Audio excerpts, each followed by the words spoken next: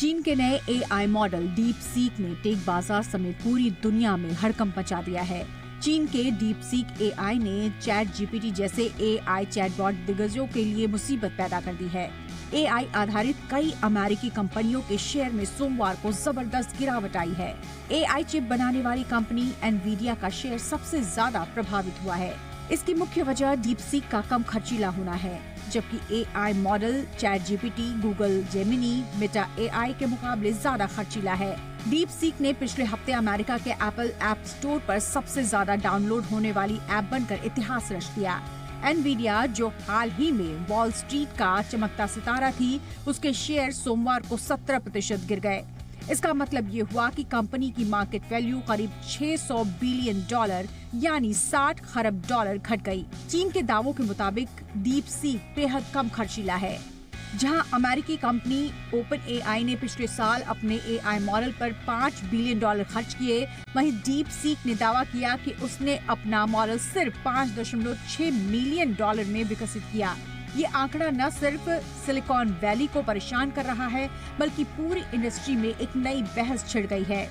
Silicon valley के कई विशेषज्ञों का मानना है कि डीप सीक का ये दावा सच्चाई से परे है। विशेषज्ञों का मानना है कि हमें ये जानने की जरूरत है कि ये ऐप कैसे इतनी कम लागत पर विकसित हो सकती है।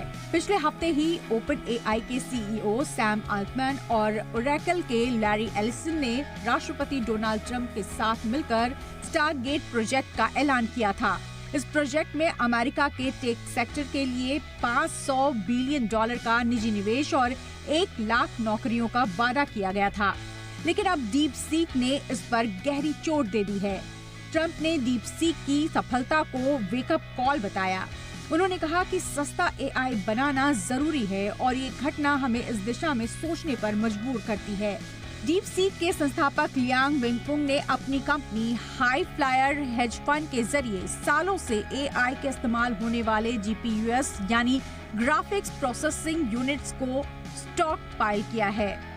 कंपनी ने बताया कि उसने अपने मॉडल्स को एनवीडिया के H800 जीपीयूएस पर विकसित किया। हालांकि अमेरिका ने चीन को चिप्स बेचने पर पाबंदी लगाई थी, लेकिन डीप सीक ने अपनी तकनीक और ओपन सोर्स सॉफ्टवेयर के जरिए खुद चिप्स बनाना शुरू कर दिया।